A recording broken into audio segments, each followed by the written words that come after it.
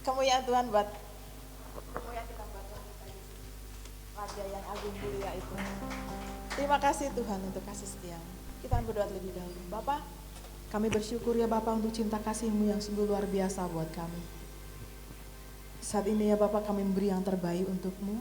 Biarlah Engkau yang bertahta, berkuasa atas pujian kami. Dan inilah hidup kami Tuhan. Kami mau Engkau ditinggikan di atas segalanya. Sebab Engkaulah sumber kemenangan kami.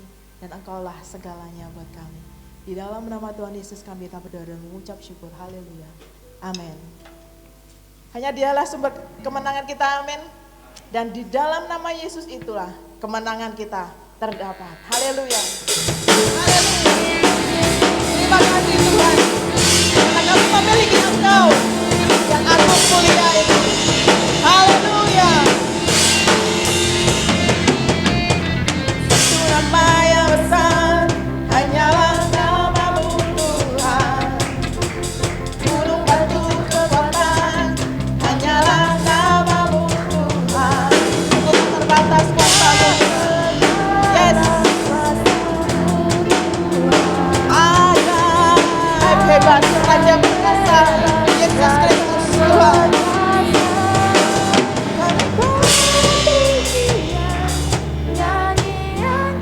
Haleluya. Nyanyian kemenangan hanya bagi-Mu Yesus Kristus, Raja kemuliaan. Haleluya. Sorakan kemenangan, terpujilah nama-Mu Yesus Raja. Jalan Raja.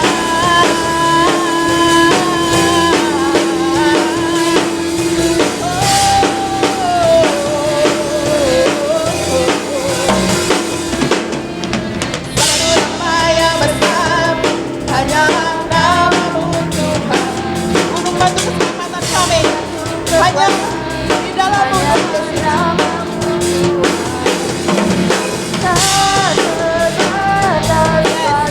tak terbatas kuasa-Mu Tuhan. Sebab kuasa-Mu itu ajaib hebat perkasa.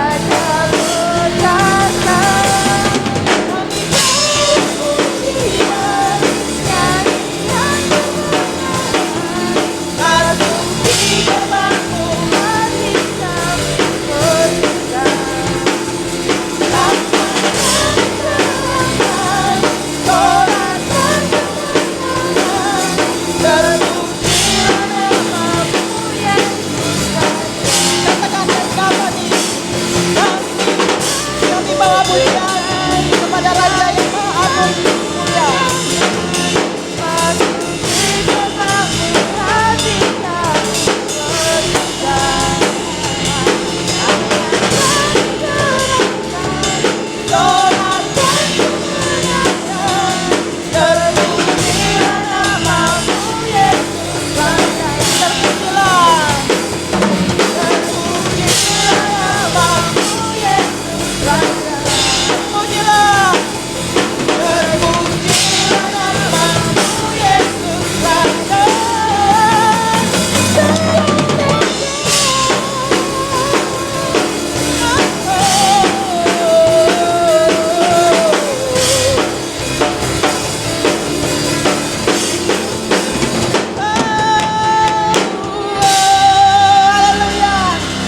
Dan dasar iman kita hanya di dalam Tuhan Yesus. Dan iman ke dalam Tuhan Yesus itulah yang mengalahkan segalanya. Ayo, undang kita berdiri.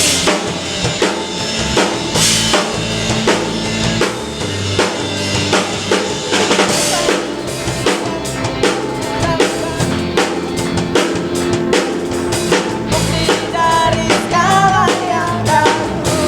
Yes, itulah iman kami kepada-Mu Tuhan Yesus.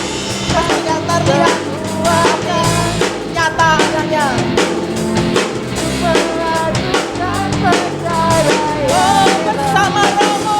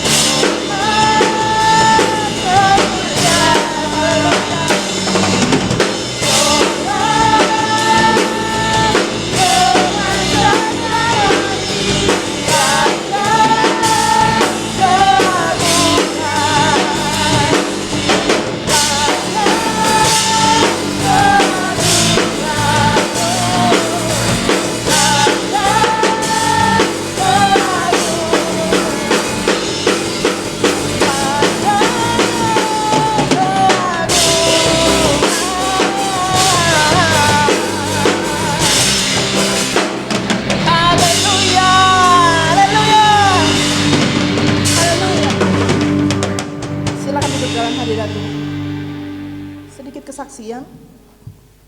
Waktu minggu pertama saya tugas, hari Kamis, kuping saya terasa sakit. Jadi kayak kemasukan air gitu loh, saudara. Saya pikir ya juga aku cuma kemasukan air. Jadi saya diemin aja. Tapi lama-kelamaan itu membuat pusing saya. Dan itu sangat sakit. Saya berpikir, aduh Tuhan, saya tugas besok. Jadi kalau dengar suara agak keras dikit aja, sakit kuping saya. Padahal nanti kalau latihan, pasti musiknya kayak gitu. Tuhan gimana? Tuhan, aku serahkan padamu. Kami pasrah, aku pasrah padamu. Engkau pasti yang akan memampukan saya, dan engkau yang sembuhkan saya. Hari Jumat masih sakit. Waktu latihan juga masih terasa sakit. Saya diemin aja. Saya yakin kuasa Tuhan itu lebih besar dari segalanya, amin.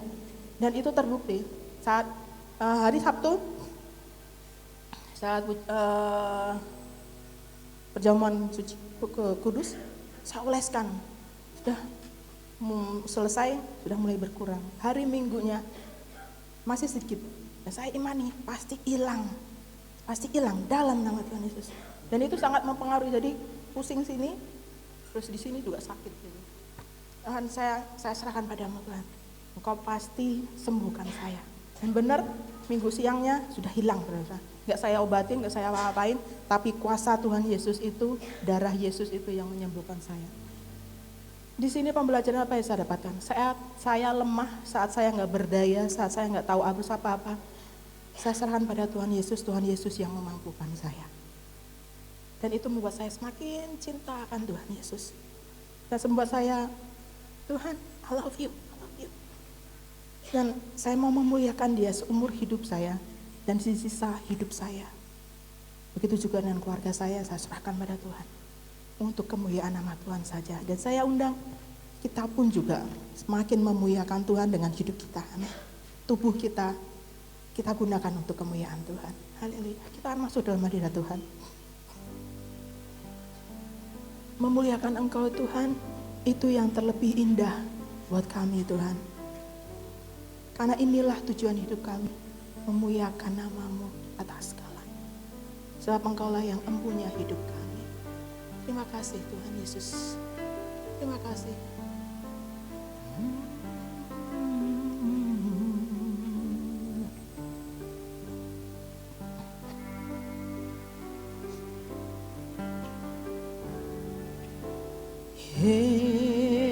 Yesus, ku cinta, ku sembah, ku puja Kau, mulia nama-Mu seluruh bumi.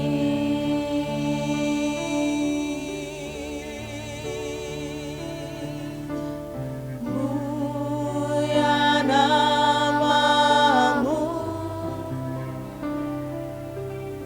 mulia nama-Mu, mulia nama-Mu seluruh bumi. Dengan segenap hati katakan, Yesus, ku cinta Kau.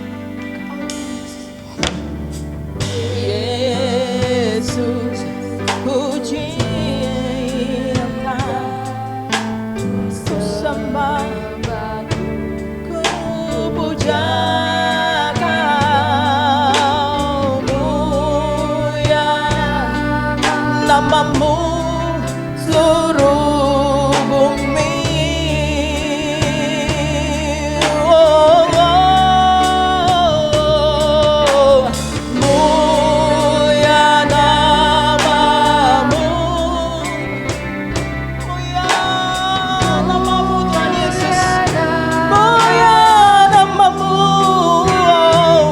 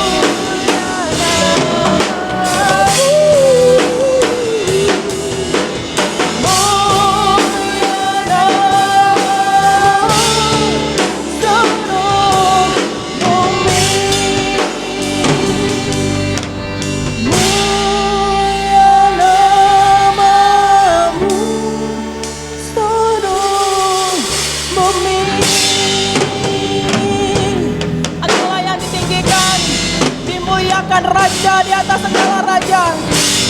Seluruh bumi menyembah Kau Yesus, Raja kemuliaan, Yesus Kristus namanya. Haleluya. Dimuliakan,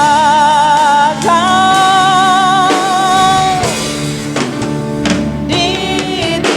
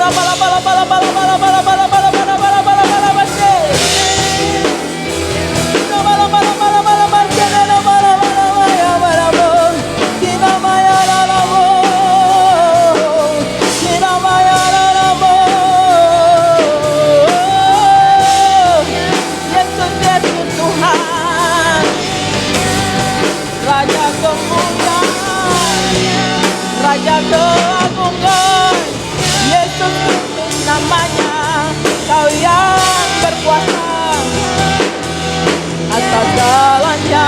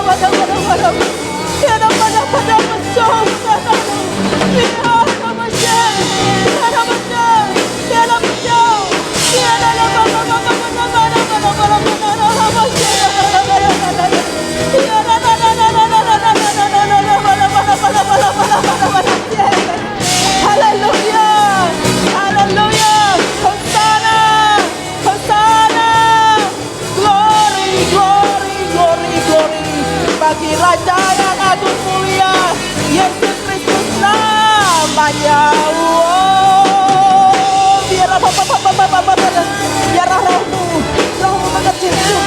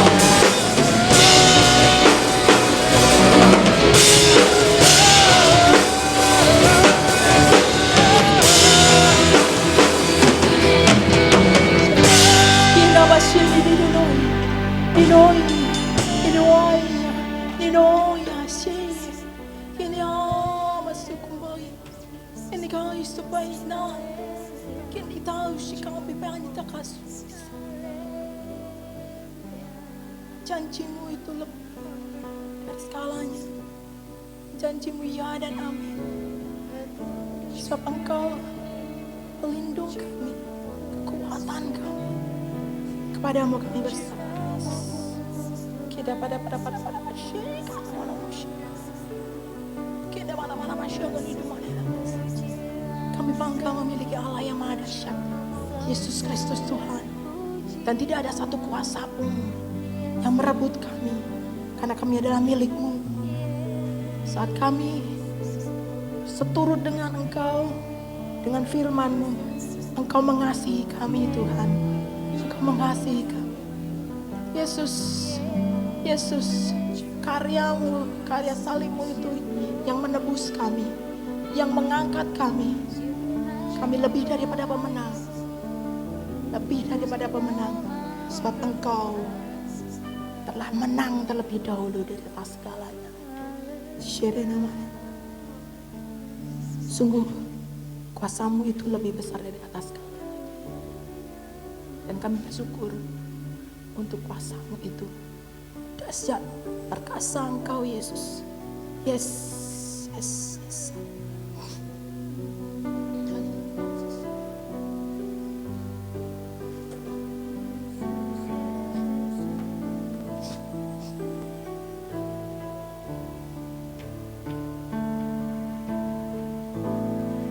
Kuasa-Mu terlebih besar. Yes. terlebih besar di atas segalanya. Tuhanku itu adalah Yesus Kristus Tuhan. Di atas segalanya, di seluruh alam semesta ini, hanya Engkau Tuhan Yesus.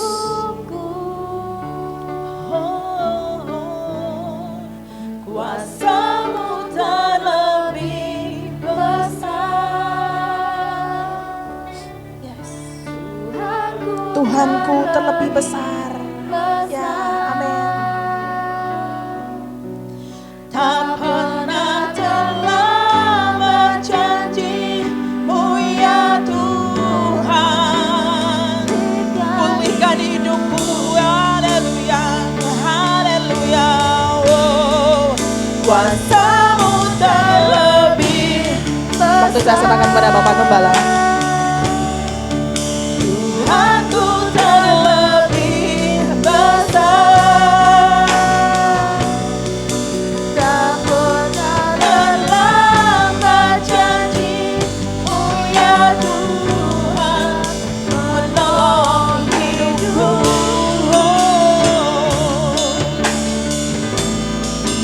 Kuasa-Mu terlebih besar. Tuhanku terlebih besar. Tak pernah terlambat janji-Mu ya Tuhan, pulihkan hidupku. Kuasa-Mu terlebih besar. Kuasa-Mu terlebih besar. Tuhanku terlebih besar. Tak pernah terlambat. Tak pernah terlambat janji-Mu ya Tuhan,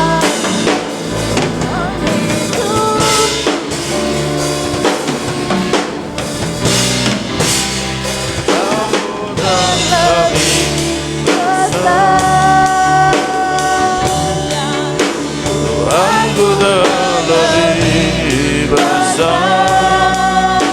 Tak pernah terlambat. pernah terlambat janji-Mu ya Tuhan. Pulihkan hidupku.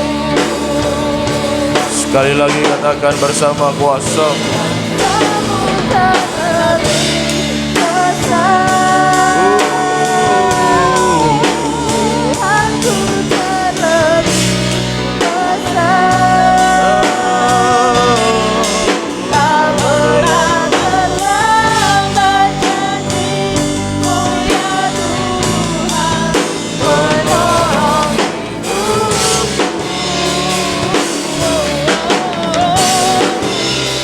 Kuasa-Mu terlebih besar. Tuhanku terlebih besar.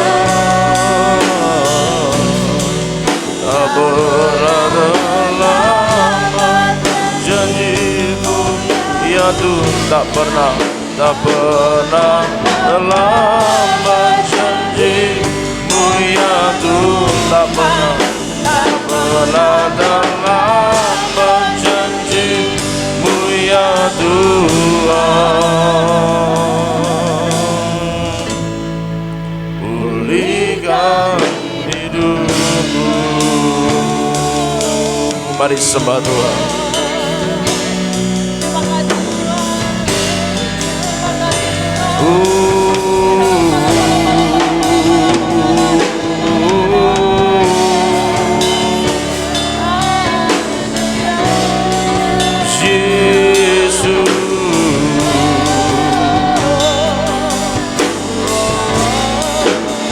Engkau yang layak dipuji,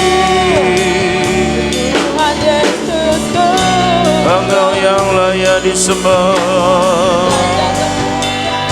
Engkau yang layak ditinggikan. Haleluya.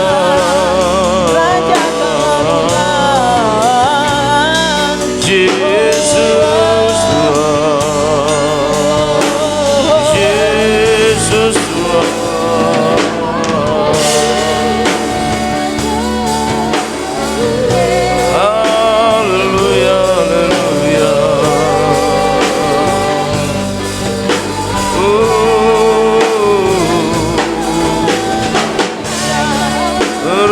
Terpujilah namamu Tuhan, terpujilah namamu Yesus. Haleluya, haleluya, haleluya.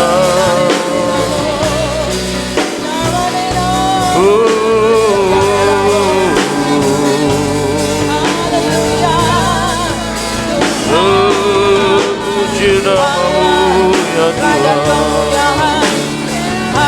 Haleluya, haleluya. Kami puji, kami sembah Kau Tuhan.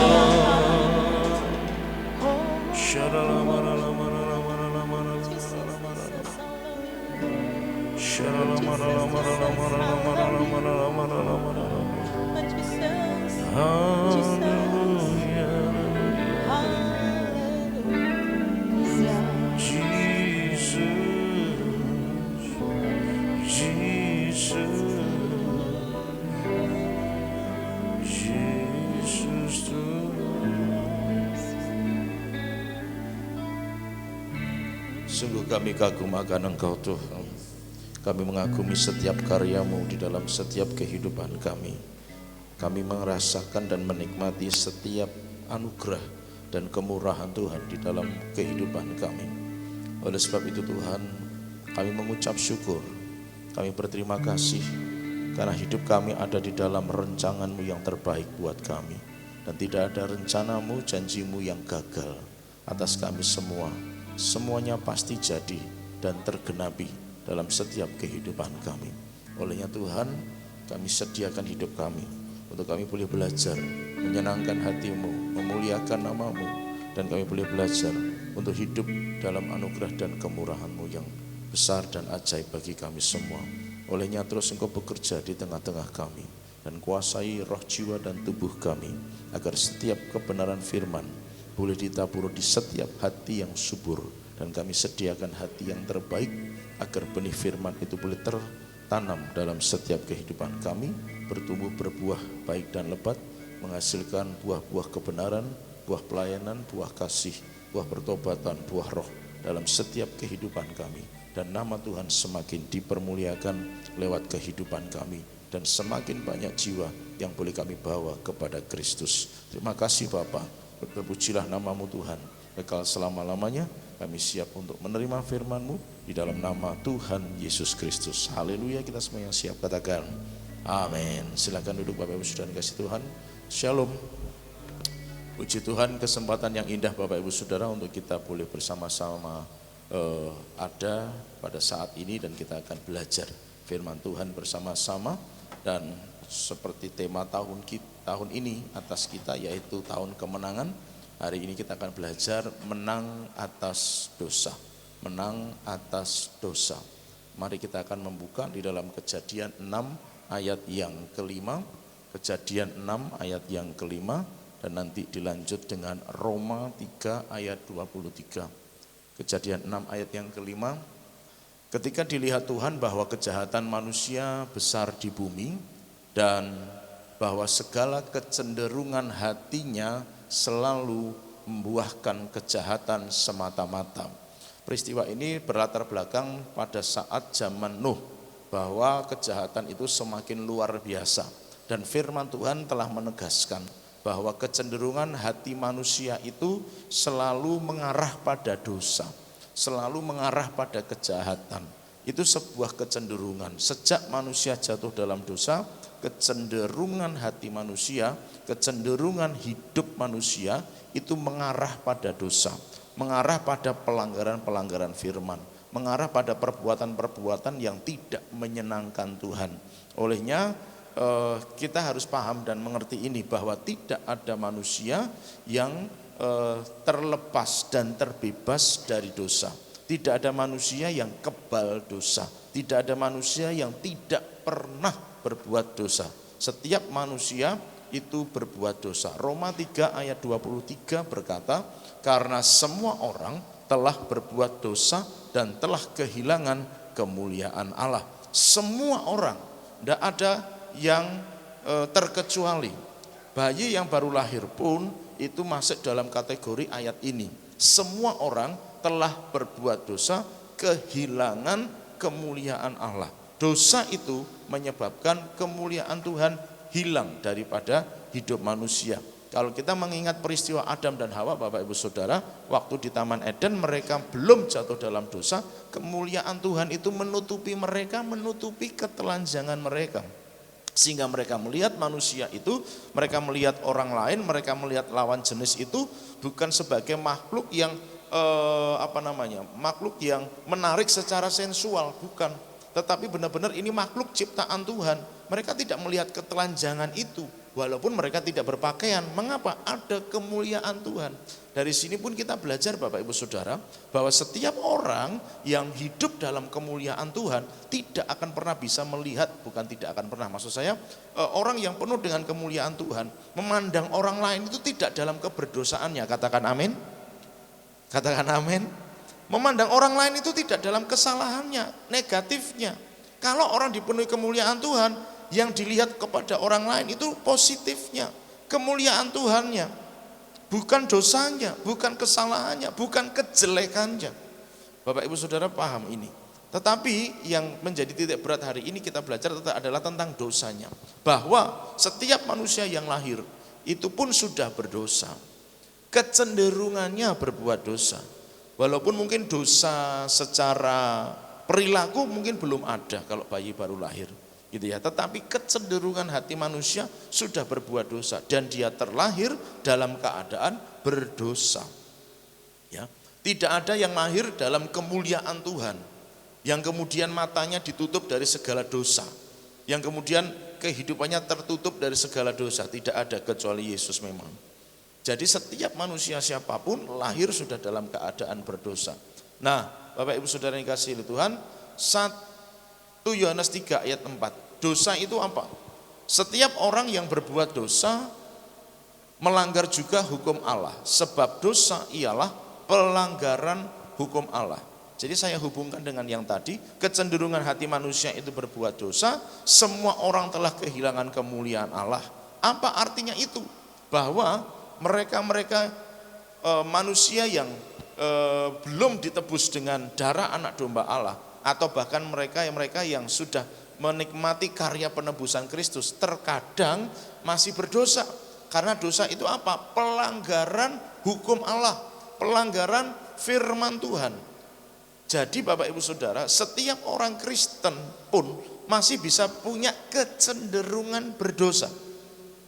Setiap anak-anak Tuhan pun masih punya kecenderungan untuk melakukan dosa. Saat kapan? Melanggar hukum Tuhan, melanggar firman Tuhan. Firman Tuhan itu apa? Yang paling gampang adalah Alkitab, gitu ya. Selain kemudian nanti ditambahkan Tuhan berbicara atau Tuhan memerintahkan sesuatu untuk dikerjakan. Misal dalam Alkitab kita tidak pernah ada tertulis, engkau orang-orang Karanganyar, berkatilah Karanganyar, gitu kan? Engkau orang Indonesia, berkatilah Indonesia. Tidak pernah ada tertulis demikian. Tetapi seiring dengan pengiringan orang-orang percaya di berbagai negara, di wilayah-wilayah mereka masing-masing, Tuhan memerintahkan untuk melakukan sesuatu buat kotanya, buat bangsanya. Nah, itu firman, itu perintah. Dan kalau tidak dilakukan, tidak dikerjakan, namanya melanggar hukum Tuhan, melanggar perintah Tuhan, dan itu artinya berdosa. Jadi Bapak Ibu Saudara, yang disebut melanggar perintah Tuhan, melanggar hukum Allah, tidak hanya ketika seorang Kristen anak Tuhan itu tidak melakukan apa yang ditulis di dalam Alkitab saja, tapi dalam proses perkembangannya ada perintah-perintah baru yang bukan perintah, yang memang mungkin itu bukanlah pewahyuan Alkitabiah, begitu ya, pewahyuan yang dikanonisasikan, tetapi sebuah perintah yang sesuai dengan zamannya, gitu kan? Perintah yang sesuai dengan zamannya. Ada seseorang yang mungkin dipanggil Tuhan untuk menginjil di daerah tertentu dan tidak berangkat, maka dia berdosa karena dia melanggar hukum Tuhan. Dia melanggar perintah Tuhan. Seperti Yunus, kira-kira seperti itu. Diperintahkan ke Niniwe tapi malah justru lari ke Tarsis. Diperintahkan melakukan sesuatu, mengerjakan sesuatu, tetapi tidak dikerjakan. Itu adalah pelanggaran hukum Allah, dan itu adalah berdosa. Maka Bapak Ibu Saudara yang dikasihi Tuhan, kita mesti sadar apa dosa itu.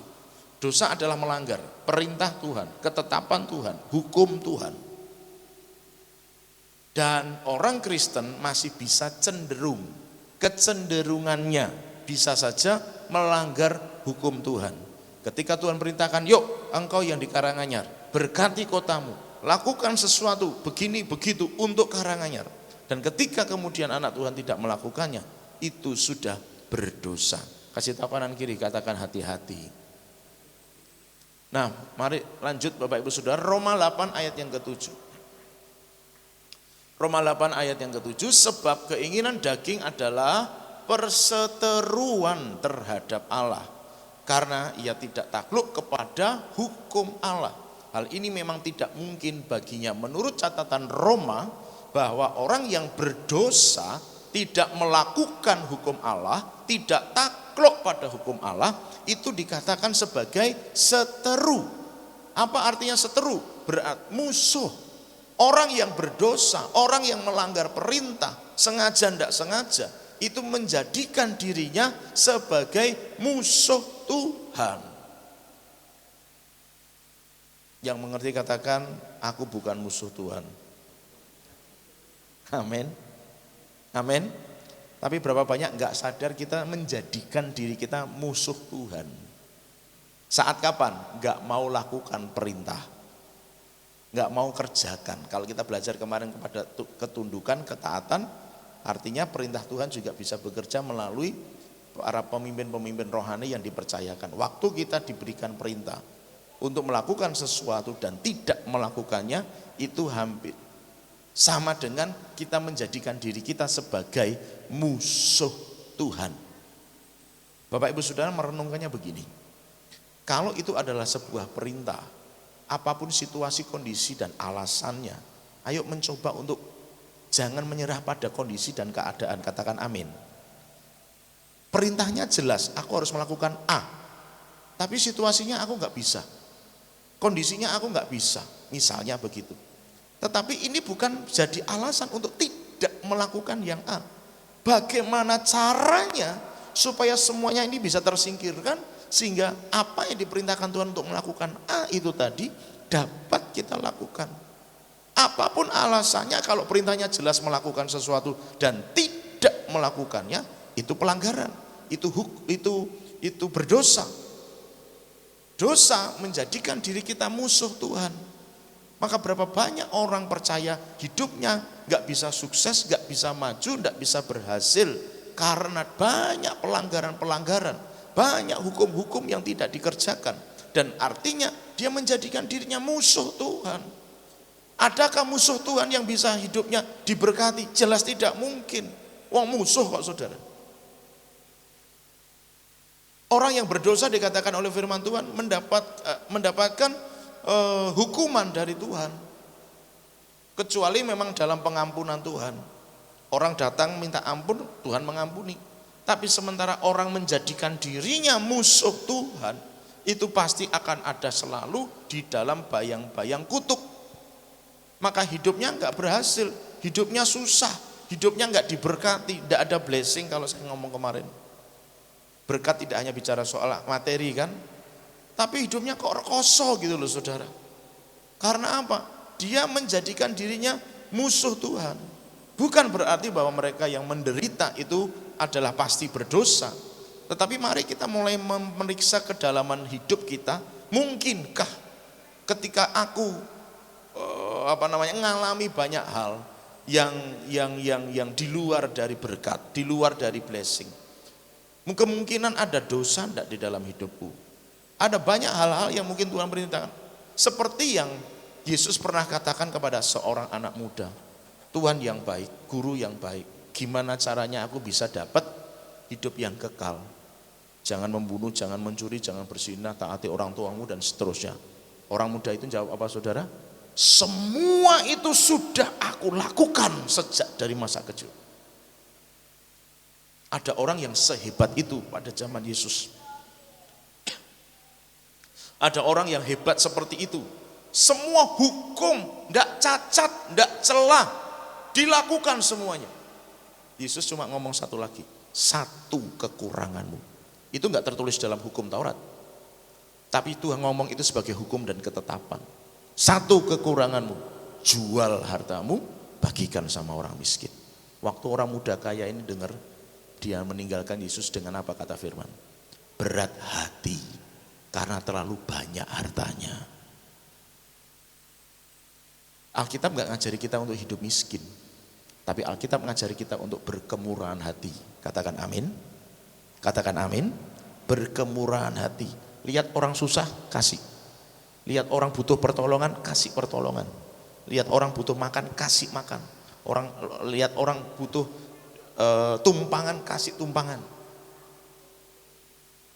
Jadi Bapak Ibu Saudara yang dikasihi Tuhan, apa yang dikatakan Yesus terakhir kepada orang muda yang kaya ini tidak tertulis dalam hukum Taurat. Jual hartamu, bagikan ke orang miskin, itu tidak ada. Kalimat seperti itu tidak pernah ada. Tapi Yesus ngomong satu lagi yang kurang. Padahal seluruh hukum sudah dikerjakan. Luar biasa. Lah kita ada hukum-hukum yang jelas tertulis dalam Alkitab saja, ada bagian yang belum kita kerjakan barangkali. Masih harus ditambah dengan Tuhan katakan ini kerjakan buat kotamu, ini kerjakan buat bangsamu, dan lain sebagainya. Bapak Ibu Saudara dikasihi Tuhan. Nah, artinya bahwa pelanggaran hukum Tuhan tidak hanya berbicara ketika, oh yang penting kan aku enggak melukai orang lain, yang penting kan aku tidak pernah merusui orang lain, yang penting kan aku enggak membuat marah orang lain, yang penting kan aku tidak menjelekkan orang lain, aku tidak pernah berbuat buruk kepada orang lain, cukup. Tidak. Karena Yesus pernah ngomong seperti itu kepada orang muda yang kaya ini. Melakukan semua perintah hukum ketetapan yang tertulis itu belum cukup. Karena harus ada praktek yang real, praktek yang nyata dari semua hukum ketetapan yang tertulis itu. Apa? Jual harta milikmu, bagikan sama orang miskin. Itu yang belum dikerjakan oleh orang muda yang kaya ini. Bapak Ibu Saudara, apakah Yesus nambahi hukum Taurat? Tidak. Yesus cuma pengen bukti bahwa hukum yang tertulis itu harus ada prakteknya. Hukum yang tertulis itu harus ada yang dikerjakan. Maka Bapak Ibu Saudara, mengapa banyak orang Kristen yang hidupnya kurang sukses? Dalam pengertian ini maksudnya sering gagal, bukan berarti bahwa semua yang gagal itu selalu berdosa, tapi coba mungkin perlu memeriksa diri. Dan jangan pernah lagi berpikir bahwa aku gak usah deh ikut-ikut, atau gak usah deh aku melakukan itu, gak usah deh aku mengerjakan itu dan ini. Jangan berpikir untuk seperti itu lagi. Kasih tahu kanan kiri, bilang ojo kaya ngono meneh. Amin. Kenapa? Nanti secara tidak sadar kita menjadikan diri kita musuh Allah. Musuh Allah. Mungkinkah seorang musuh Allah diberkati oleh Tuhan? Jelas tidak mungkin. Apakah seorang musuh dapat hidupnya sukses? Jelas tidak sukses. Karena dirinya menjadikan musuh Tuhan.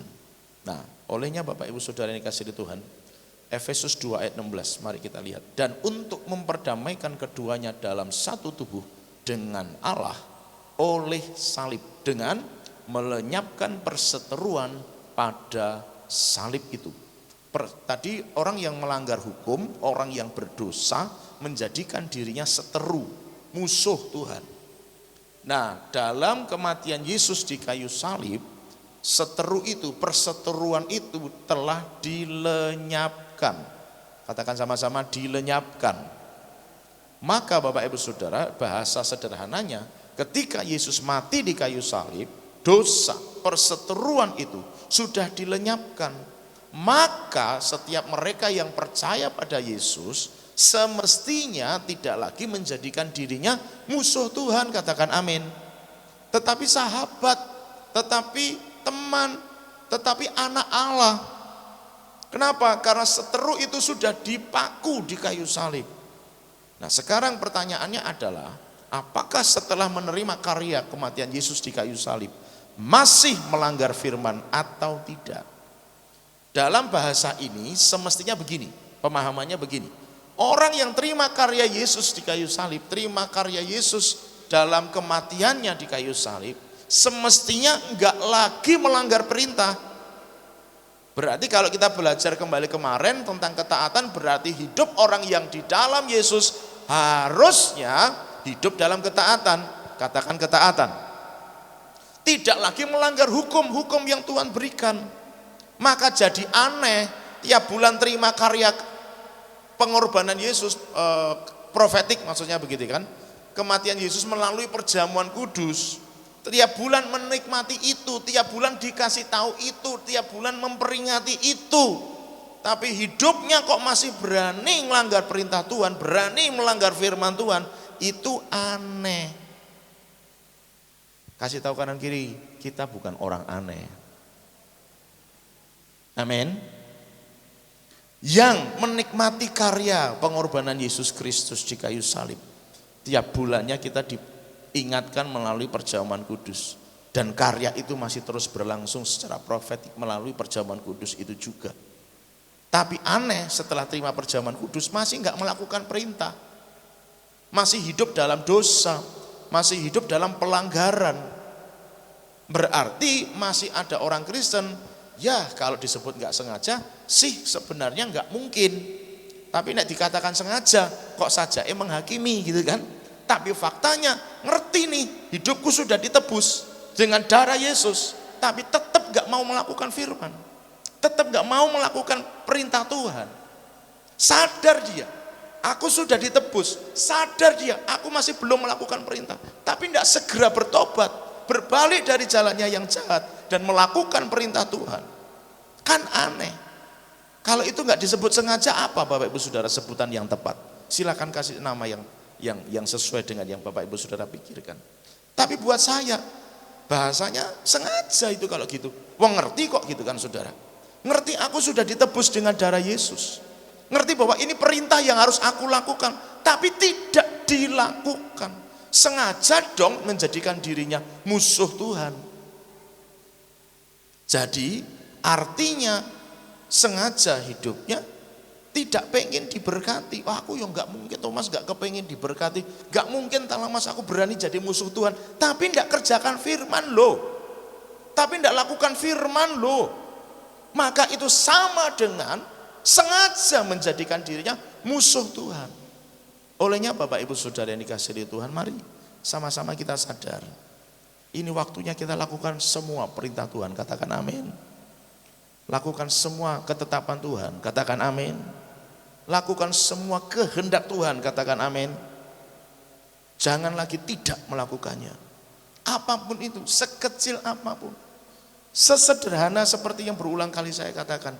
Kalau perintahnya jelas, yuk semua amplop sekarang diganti dengan warna apa ya? Apalah sebut saja, warna putih. Sudah ganti semua. Sesederhana itu yang namanya melakukan perintah. Yuk sekarang semuanya minum kopi semuanya, nggak ada yang pakai. Aku nggak bisa mas, aku mas. Piye carane ben iso ngombe kopi gitu loh Saudara. Tapi ini hanya dalam pengertiannya ya, value-nya, nilainya. Jangan dianggap minum kopinya gitu ya. Tapi maksud saya, waduh lah aku punya kayak begini, aku ada unsur seperti ini, aku nggak bisa minum kopi. Piye carane berdoakah? Pengobatankah, terapikah, supaya bisa minum kopi, gitu loh pemahamannya Bapak Ibu Saudara. Yang ngerti katakan amin. Yang ngerti katakan amin. Jadi pemahamannya harus begitu. Ini perintah jelas, bukan kondisi situasi yang disesuaikan, bukan. Justru itu yang jadi perintah harus kita kerjakan. Tidak bisa ditawar.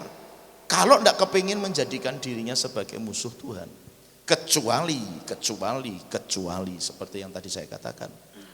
Ya sudah, aku mau menjadikan diriku sebagai musuh Tuhan. Wah, nantang banget itu kan berarti Saudara yang dikasihi Tuhan. Jadi sesederhana itu yang namanya mengikuti, melakukan perintah Tuhan. Jadi tidak ada yang tidak ada yang tidak minum kopi. Semuanya pasti bisa minum kopi. Karena dosa itu sudah dilakukan di kayu salib, katakan amin. Dosa itu sudah dipaku di kayu salib, selesai. Jadi tidak ada hambatan untuk tidak melakukan perintah Tuhan. Kalau perintahnya semua harus minum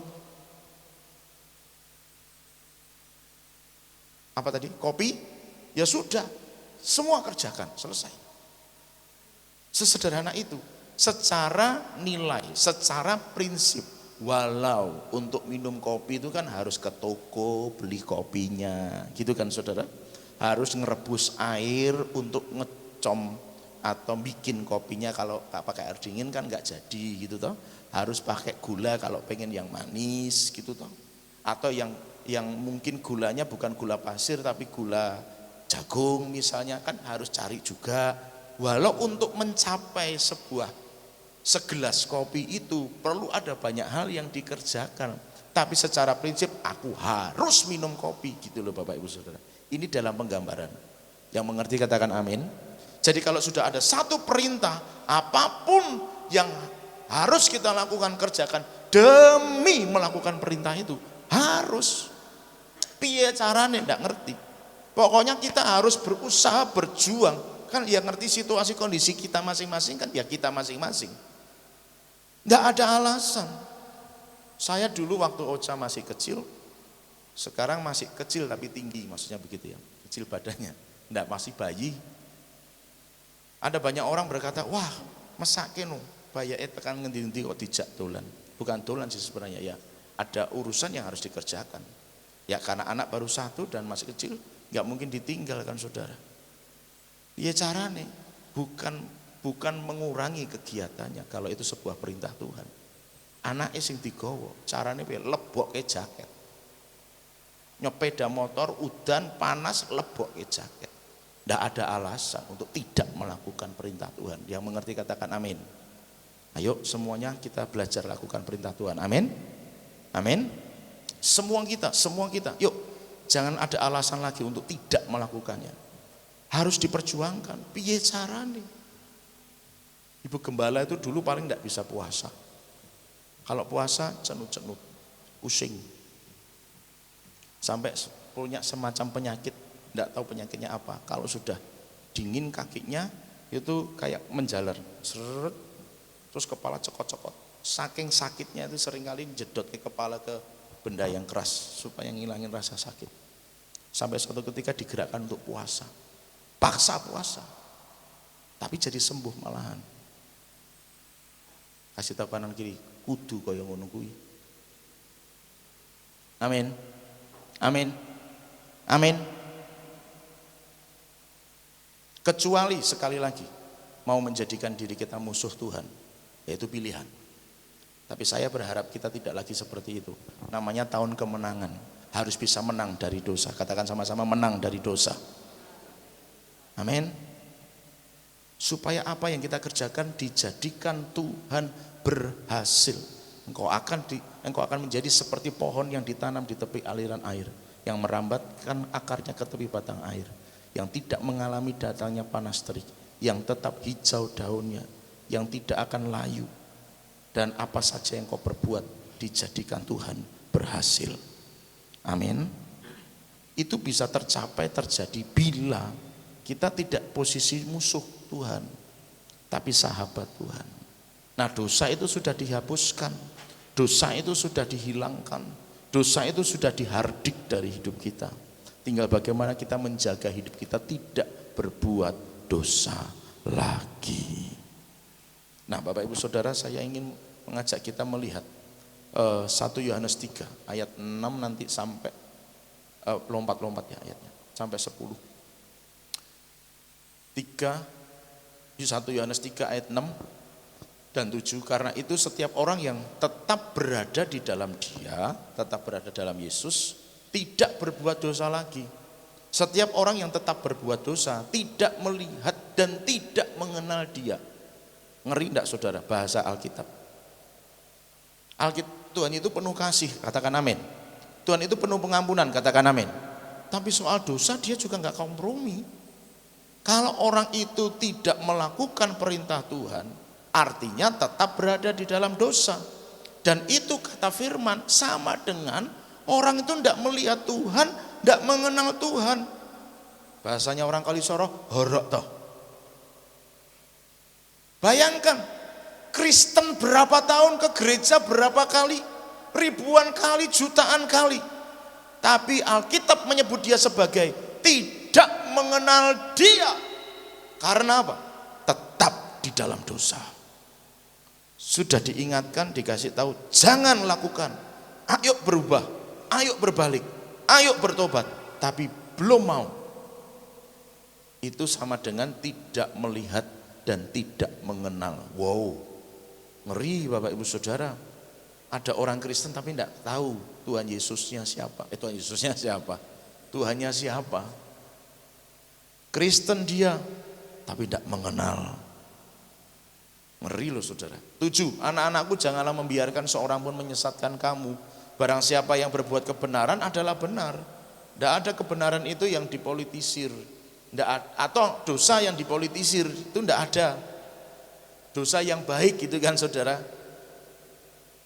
Kalau orang lain menyebutnya sebagai kebohongan yang baik. Kebohongan demi kebaikan. Tidak ada. Kalau orang berbuat benar pasti benar. Sama seperti Kristus adalah benar. Jadi tidak ada. Jangan mau ditipu loh. Ini kan demi kebaikan bersama. Tidak apa-apalah melanggar dikit. Dosa adalah dosa. Pelanggaran adalah pelanggaran. Dan sama dengan menjadi musuh Tuhan. Jadi musuh Tuhan tidak ada blessing. Maka jangan mau ditipu. Demi kebaikan nggak apa-apalah. Demi kebaikan absen sekali juga nggak masalah lah. Demi kebaikan jangan pelayanan dulu lah. Nggak usah ikut doa pagi dulu lah.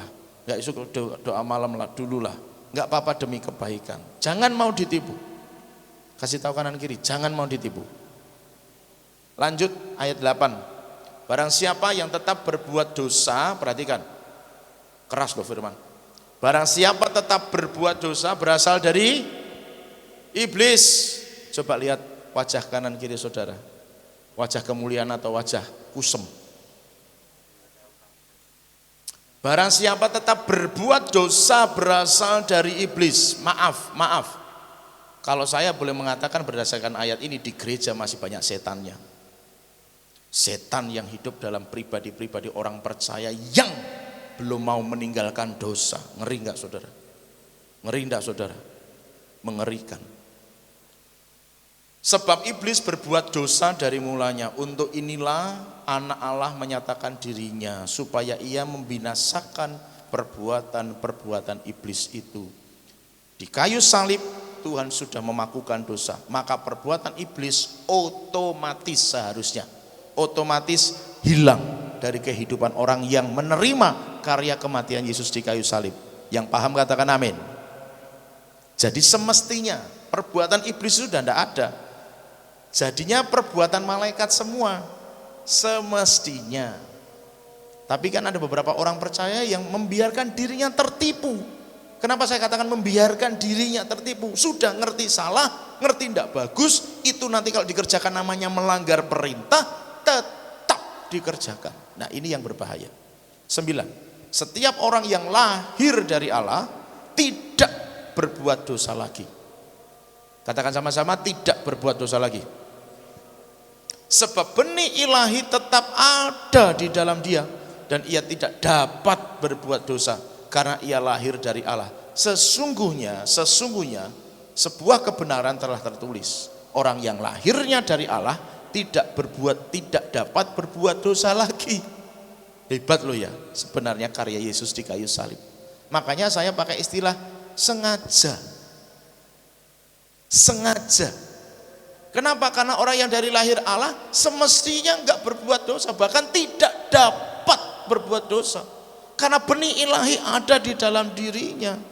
Maka ketika orang Kristen ngerti kebenaran, melakukan kebenaran, dia akan ada benih ilahi. Tapi ngerti itu pelanggaran, tetap dilakukan, benih ilahinya hilang dari hidupnya. Mengerikan, dosa itu mengerikan. Orang menganggap itu sepele, tapi itu sangat mengerikan.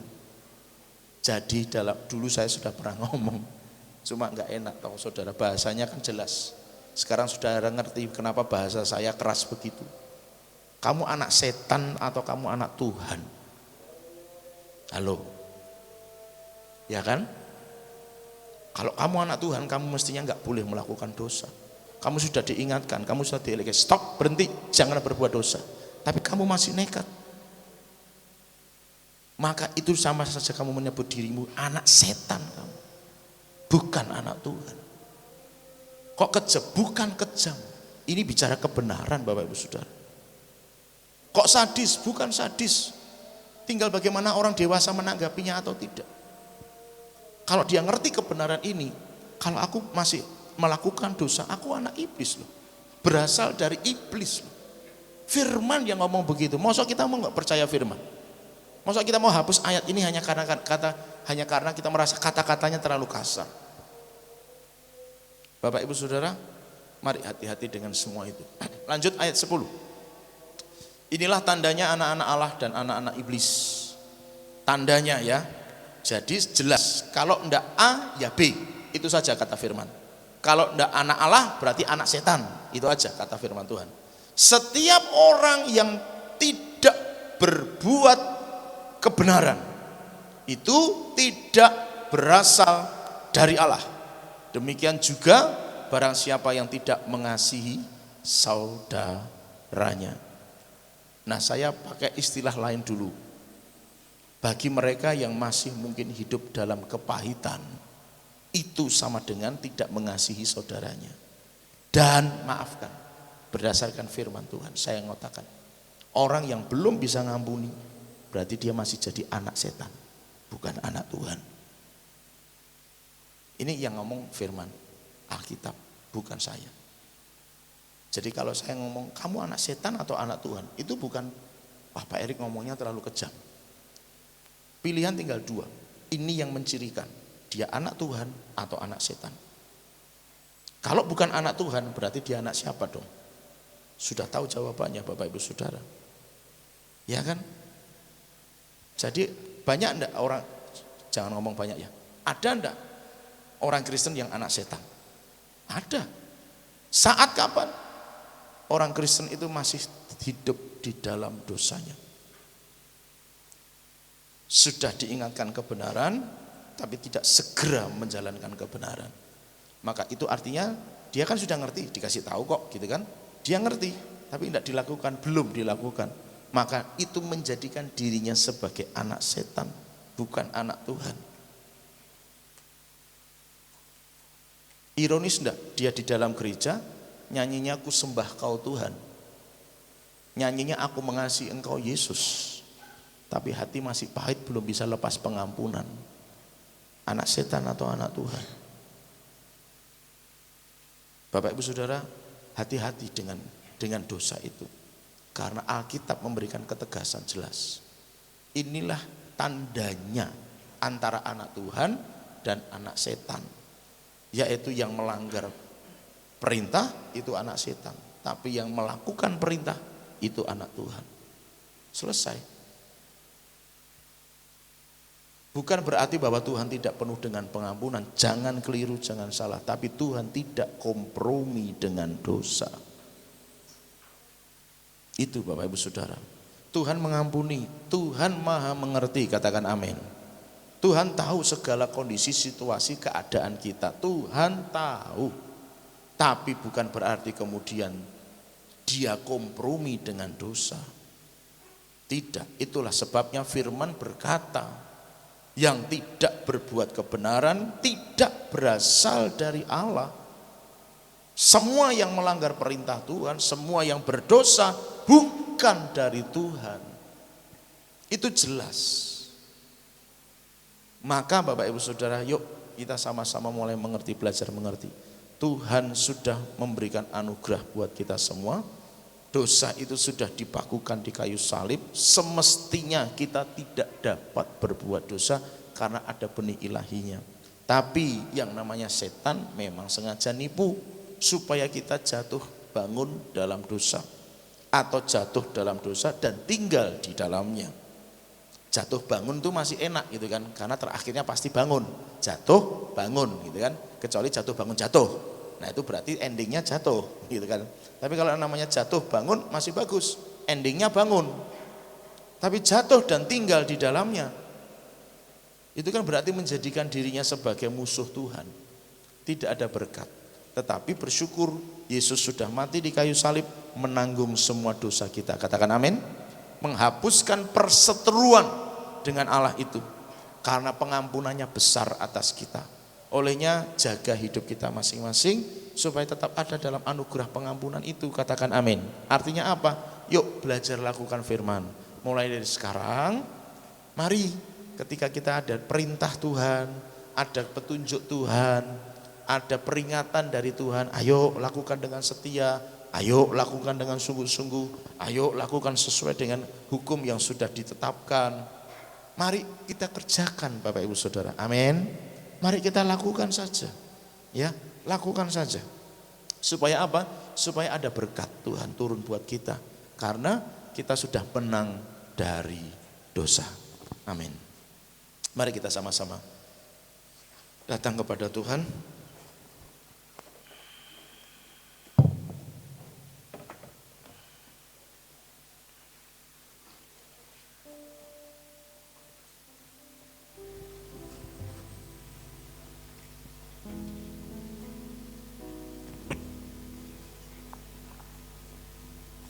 Ujilah aku Tuhan, cobalah aku Tuhan, selidiki hatiku dan batinku, mataku tertuju padamu. Aku cinta padamu Tuhan, aku rindu hadirat-Mu Tuhan, aku ingin selalu dekat padamu, menikmati kehadiran-Mu. Ku nyanyi hosana, ku nyanyi hosana bagi Rajaku yang duduk di tahta. Aku muliakan dan ku agungkan, Kau layak disembah. Ujilah aku, cobalah aku Tuhan, selidiki hatiku dan batinku, mataku tertuju padamu. Aku cinta padamu Tuhan, aku rindu hadirat-Mu Tuhan, aku ingin selalu dekat padamu, menikmati kehadiran-Mu. Ku nyanyi hosana bagi Rajaku yang duduk di tahta. Aku muliakan dan ku agungkan, Kau layak disembah. Ku nyanyi hosana, ku nyanyi hosana bagi Rajaku yang duduk di tahta. Aku muliakan dan ku agungkan, Kau layak disembah. Tidak ada setiap kita siapapun itu, bahkan hamba Tuhan yang mungkin sudah dipakai Tuhan luar biasa, yang kebal terhadap dosa. Tidak ada. Setiap orang percaya masih bisa saja berbuat dosa. Mengapa? Karena sifat dagingnya, sifat manusiawinya. Olehnya butuh anugerah yang besar. butuh sebuah tindakan dan keputusan hati untuk melekat pada Tuhan, untuk tinggal di dalam Tuhan, untuk ngalami Tuhan senantiasa, agar rohnya itu yang menguasai kita, agar pribadi Yesus yang menuntun hidup kita. Maka hanya dengan melekat pada Tuhan, maka kasih-Nya akan mengalir atas kita. Dengan mendekat pada Tuhan, melekat pada Tuhan, tinggal di dalam Tuhan, maka kasih-Nya akan mengalir atas kita. Oleh sebab itu Bapak Ibu Saudara yang dikasihi Tuhan, yang rindu selalu mengalami Tuhan, saya undang untuk bangkit berdiri. Ku nyanyi Hosana bagi Rajaku yang duduk di tahta. Aku muliakan dan ku agungkan, Kau layani sembah. Dengan segenap hati katakan bersama, ku nyanyi Hosana, ku nyanyi Hosana bagi Rajaku yang duduk di tahta. Aku muliakan dan ku agungkan, Kau layani sembah. Aku muliakan dan ku agungkan, aku muliakan dan ku agungkan, Kau layani sembah. Aku muliakan, aku muliakan dan ku agungkan, Kau layani sembah. Mari sembah Tuhan. Haleluya, haleluya. Engkau layak dipuji, disembah ya Tuhan. Kau layak ditinggikan, diagungkan ya Tuhan. Kau layak dimuliakan Yesus Tuhan. Haleluya, haleluya.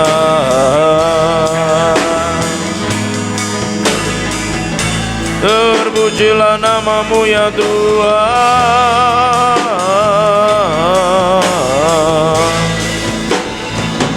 Yesus,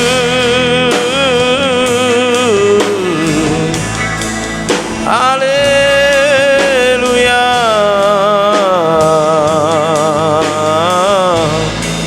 Ajaib, ajaib, ajaib Kau Tuhan. Mulia, mulia Kau Yesus Tuhan. Haleluya, haleluya, haleluya, haleluya. Yesus, haleluya. Syarala barala barala barala barala barala barala. Yarala barala barala barala barala. Syarala barala barala.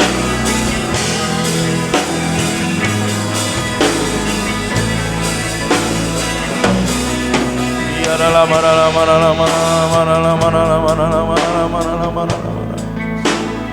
Syarala barala barala barala barala barala barala. Syarala barala barala barala barala barala. Saudara yang dikasihi Tuhan, atas dasar kesadaran bahwa aku masih bisa saja berbuat dosa, maka saya rindu setiap kita yang benar-benar rindu mengalami Tuhan, lepaskan aku benar-benar dari segala ikatan dosa apapun. Mungkin saudara memang tidak terikat dosa tertentu yang selama ini membuat kita mungkin jauh dari Tuhan dan lain sebagainya. Tapi sadar atau tidak sadar, kita manusia masih sering bisa berbuat dosa, dan itu artinya kita butuh pertolongan Tuhan, butuh kelepasan dari Tuhan, butuh anugerah Tuhan yang lebih lagi tercurah buat kita, sehingga kita benar-benar merdeka dari dosa, menang dari dosa. Olehnya setiap kita yang rindu sungguh-sungguh mengalami kebebasan, kemerdekaan, kelepasan, kemenangan dari dosa. Mari taruh tangan kanan kita di dada masing-masing. Urapan Allah terjadi di tempat ini. Allah hancurkan setiap belenggu dosa, sorak kemenangan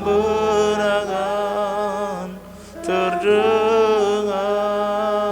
di tempat ini. Di sini ada urapan baru. Naikkan ini sebagai doa kita bersama kepada Tuhan. Urapan Allah terjadi demi nama Yesus Kristus. Pujian ini menjadi doa kami. Setiap dosa, ikatan dosa, belenggu dosa dihancurkan, dipatahkan demi nama Yesus Kristus. Kelepasan, kemenangan, kemerdekaan dari dosa kami alami, kami terjadi demi nama Yesus Kristus. Apapun bentuk jenis dosa yang masih ada, terlepas dalam nama Yesus, terlepas dalam nama Yesus. Dan kami merdeka dari dosa, kami merdeka dari dosa. Urapan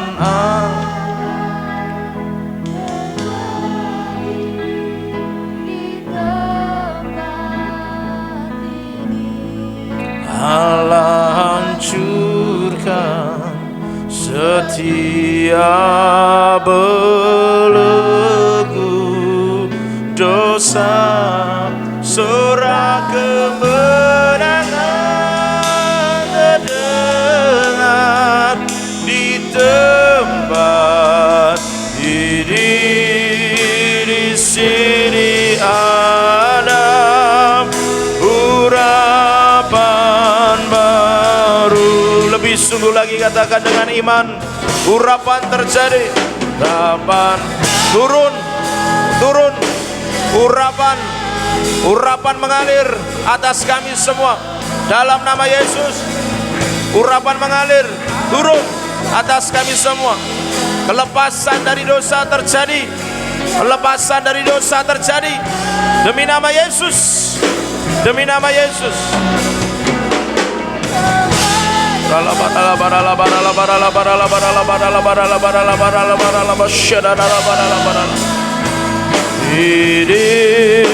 Di sini ada urapan. Katakan dengan iman. Sorak kemenangan, menang dari dosa. Kemenangan terdengar. Ya, kami nyatakan dengan iman kami.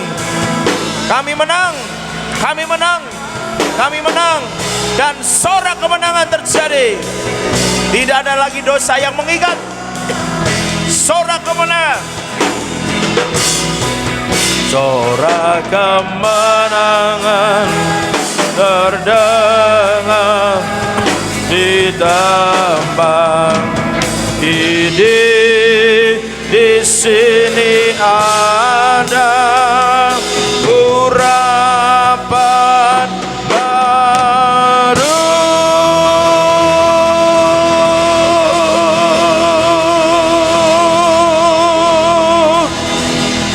Haleluya. Yang dimenangkan oleh Tuhan katakan, aku menang, aku bebas, aku terlepas, aku merdeka dari dosa. Haleluya. Terima kasih Tuhan. Mari sekali lagi Bapak Ibu Saudara, taruh tangan kanan di atas kepala kita masing-masing. Dan sekarang melalui setiap tangan yang tertumbang di atas kepala, hamba meteraikan semua. Hamba meteraikan semuanya dengan darah Yesus Kristus, darah anak domba yang tak bernoda dan tak bercacat, sehingga tidak ada lagi yang dapat berbuat berbuat dosa seperti firman Tuhan katakan. Sebab ada benih ilahi yang Tuhan taruh di setiap hati kami, sehingga kami hanya akan melakukan kebenaran, melakukan kebenaran, melakukan kebenaran. Hidup sebagai anak-anak Tuhan, hidup dalam kebenaran, hidup melakukan perintah Tuhan, karena kami anak-anak Tuhan. Demi nama Yesus semuanya dimeteraikan atas kami semua, dalam nama Yesus Kristus. Amin, amin, amin. Silakan duduk Bapak.